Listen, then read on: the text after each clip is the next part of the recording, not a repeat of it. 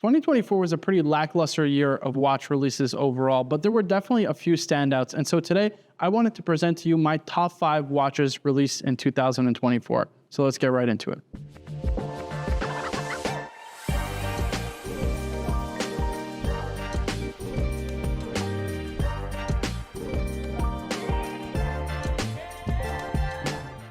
So overall, I have to admit, it wasn't my favorite year of watch releases. I expected a lot better from a lot of brands, but overall, there were definitely some great pieces released. And I will say that this year was definitely the year for the skeleton, especially with my first pick, the Audemars Piguet Royal Oak Reference 16204 BC. Not only is the size perfect at 39 millimeters in case size, but also, of course, 8.1 millimeters in case thickness.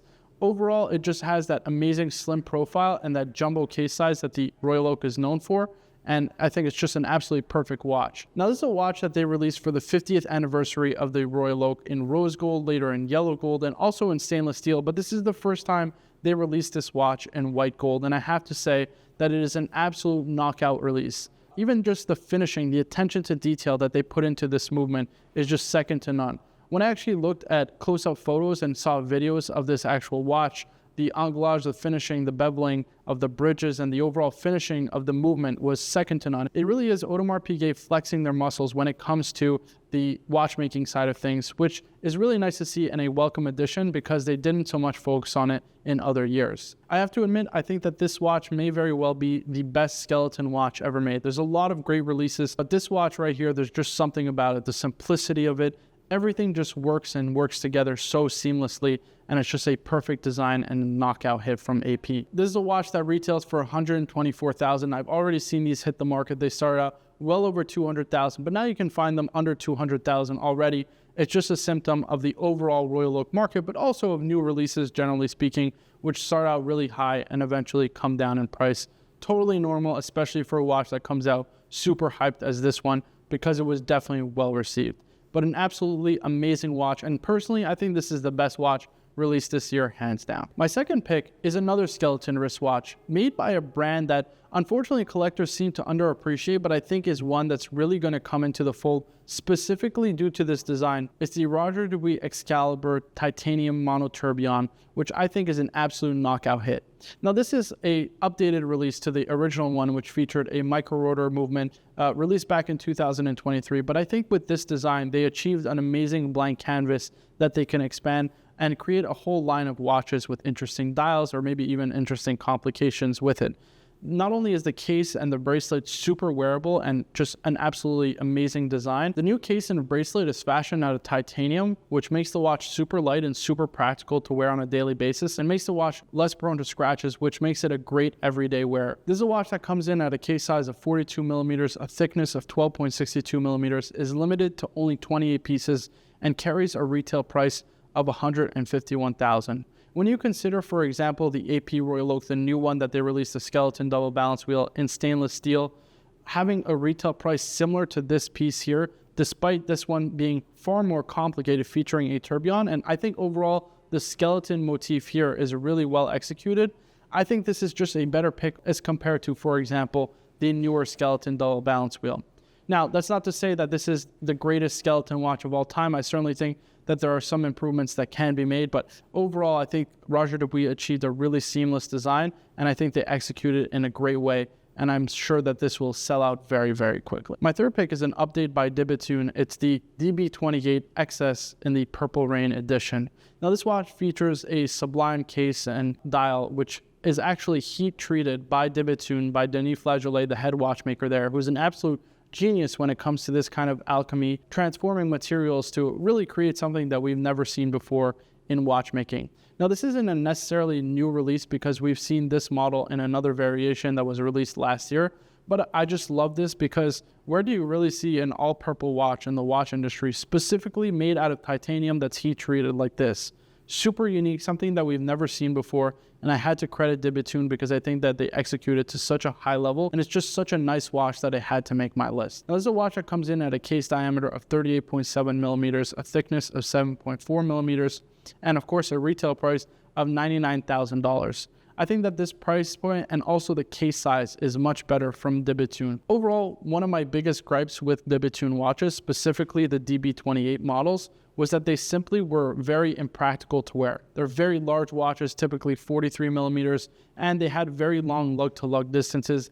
Even though you could customize the watch with shorter lugs, it still was just impractical to wear because at that point, you kind of had a watch with very short lugs but a huge case. It just looked very weird on wrist. So I think in this new case size, it's more well-wearing and more well-proportioned for the average watch collector. And I definitely think it's a welcome release from Debitune and a great addition to their model line and one that will sell very, very well. My fourth watch is another skeleton wristwatch, one that comes in at a lower price point than both the Audemars Piguet release and the Roger Dubuis release. This was actually done by Chopard. It's the Alpine Eagle Skeleton 41.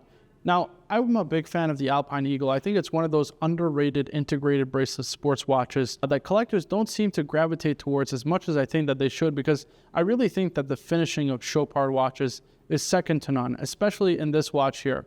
Now, the skeleton motif may not be for everybody, but I think it's really well executed. There's something about this that just kind of pops, the contrast of it all with the case, the bracelet, some of the brass components in the actual movement, and the bridges of the watch.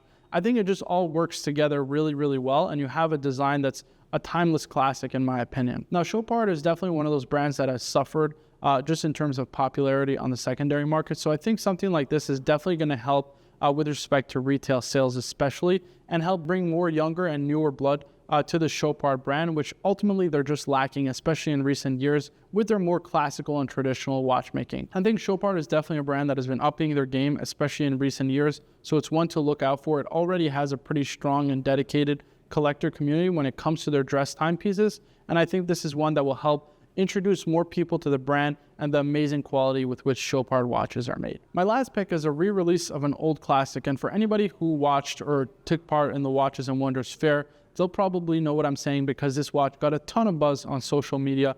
It is the re-release of the CartierTSU Monoa.